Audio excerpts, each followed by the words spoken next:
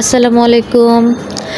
8.5 মাস বাবুর জন্য আমি কিভাবে খিচুড়ি রান্না করি আজকে আপনাদের সেটাই দেখাবো।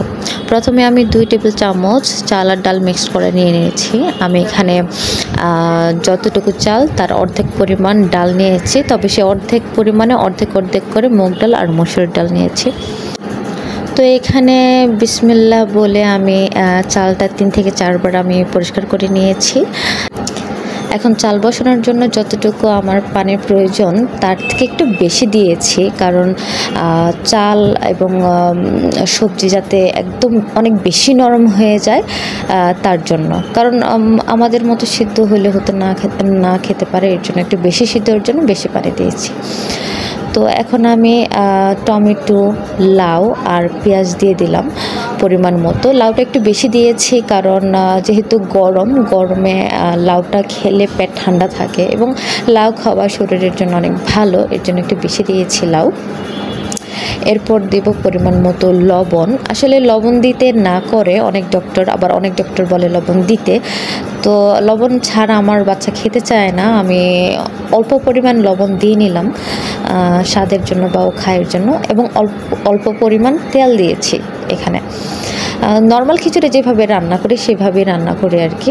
অ্যান্ড একটা মাছ দিয়ে নিলাম সবজির সাথে, যাতে একসাথে সব পুষ্টি পাওয়া যায়, যতটুকু পরিমাণ দরকার হয় আর কি।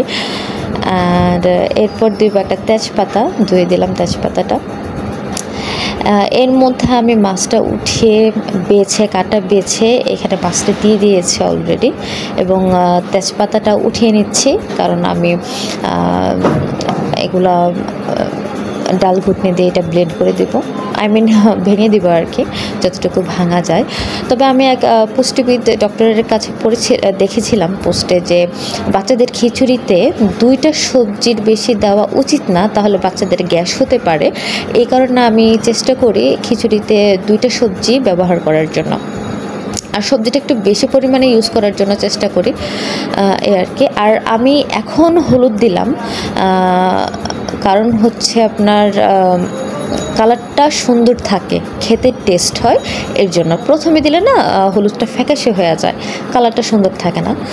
তো এরপর আমি জিরা দিব টেস্টের জন্য, হলুদ এবং জিরা খিচুড়ির মধ্যে। এছাড়া খিচুড়িতে আর কিছুই ব্যবহার করা হয় না।